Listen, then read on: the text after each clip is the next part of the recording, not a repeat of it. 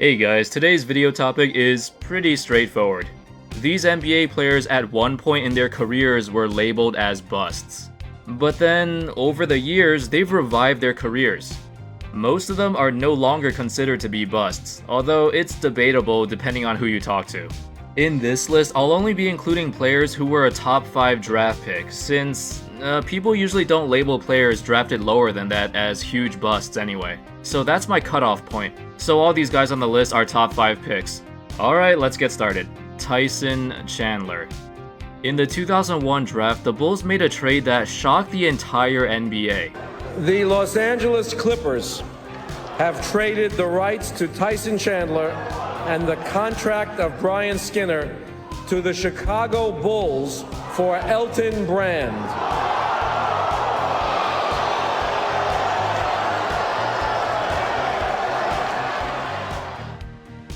They traded away Elton Brand, who was the number 1 pick in 1999 and just had 2 seasons of averaging over 20 points and 10 rebounds a game. Chandler was the number 2 pick in the 2001 draft, 18 years old, and came to the NBA straight out of high school. The reason the Bulls even considered a trade like this was because they thought very highly of Chandler. But they also drafted Eddie Curry in the same draft as well, so they had 2 18, 19-year-olds playing the same position, and neither of them looked good at all in the beginning of their careers. I guess around the time, drafting high school prospects was a big deal because they saw guys like Kobe, KG, and T-Mac dominating the league. However, as Chandler's career progressed, he turned himself into a solid player. He became the defensive anchor playing with Chris Paul in New Orleans, and then he was a major piece in helping the Mavericks win their first championship. Eventually, he'd also become an All-Star and Defensive Player of the Year with the New York Knicks. Although overall his career did not meet expectations, it was a great turnaround for a guy who was once considered as a huge bust. Next up, Marvin Williams.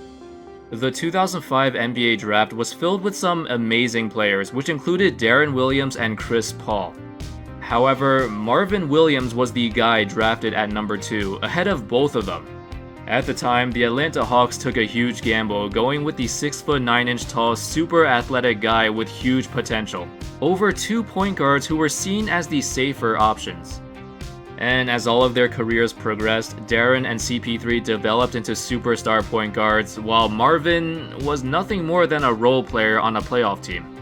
He was decent, don't get me wrong, but 5 or 6 years into his career and it was pretty much set in stone that he was a huge bust, especially looking at the players picked after him. However, looking at it now, Marvin is still in the league and he's still a starting caliber player. By the time he joined the Charlotte Hornets, he developed a great 3-point shot and he became a solid defender, 2 parts of his game that were missing when he was younger. To be honest, Marvin is still considered a bust by most people, but his career is still going strong. He evolved and adapted his game for this modern NBA, and he definitely deserves some credit for that, especially since most players in his situation would have fallen out of the NBA by now. Shaun Livingston. Livingston was the 4th overall pick in 2004, and as a taller, athletic point guard with good passing skills, he drew some comparisons to guys like Penny Hardaway. And he was also ranked as the number 2 player in the country. But unfortunately, his first couple of years in the NBA were not that good. By the time his 3rd season started, it looked like he was improving, but then, yeah, you know what happened. Livingston suffered one of the worst injuries in the history of basketball, tearing basically every major ligament in his knee. It took him about 2 or 3 years to recover from it, and honestly, you can't ever fully recover from something like that. When he did return to the court, he pretty much became a journeyman, playing for 7 different teams in a 5-year time period and not producing that much. But Livingston never stopped working, and he eventually became a solid bench player. He mastered that turnaround baseline fadeaway, which has become his main offensive weapon, and now he's overall just a steady, reliable point guard. Even though Livingston never became the player that everyone thought he would, coming out of high school, he had a ton of hype. He still carved out a nice career, and bounced back from that ridiculous injury, an injury that was supposed to be career-ending. Chauncey Billups. The 1997 draft as a whole was pretty underwhelming, with a lot of high draft picks being written off as busts 5 years into their careers. And Chauncey Billups was one of them. He actually got traded during his rookie season, which basically meant the Boston Celtics gave up on him already. That's kinda crazy, but I guess it makes sense. Billups was kinda bad early on in his career, and in his first 4 years, he was with 4 different teams. He was already written off as a bust at this point, but when he got to Detroit, everything turned around. Billups developed into the leader of one of the best teams in the league, won a championship and Finals MVP in 2004, reached the conference finals for 6 straight seasons, became a 5-time All-Star, 3-time All-NBA, and 2-time All-Defensive Team member, and the most impressive part about all of his accolades was that he won all of them after the age of 28. He was basically the definition of a late bloomer, but hey, it's better late than never, right? By the time his career was over, Billups went from a bust into a great player, one of the best 3-point shooters, leaders, and defenders at his position. Marcus Camby. The 1996 draft featured 5 future Hall of Famers, possibly even more.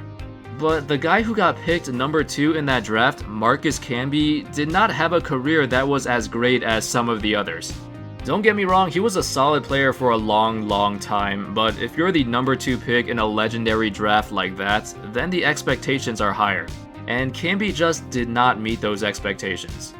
He had a decent first 2 seasons in Toronto, but then when he got to New York, it was kind of up and down. He didn't like that he got benched, and later on he went through some tough times with his family getting held hostage in their own home, and he had some injuries as well.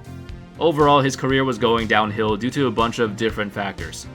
However, by the mid-2000s, Camby had a resurgence and turned his career around.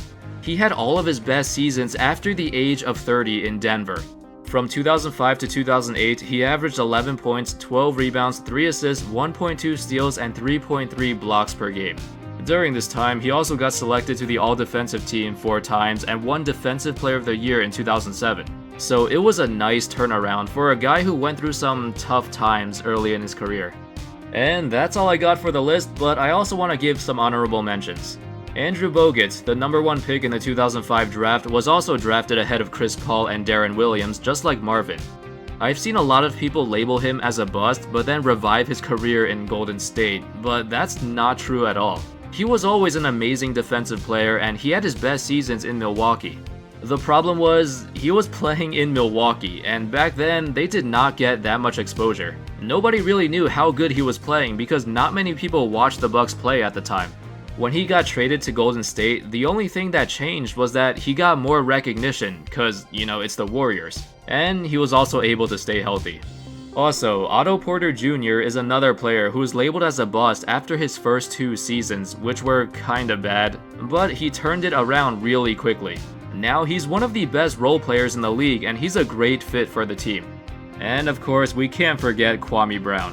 He never got rid of that bust label, there's no question there, but the 2001 draft as a whole wasn't that good anyway, and at least Kwame still played in the league for 12 years, which is better than some other number 1 picks.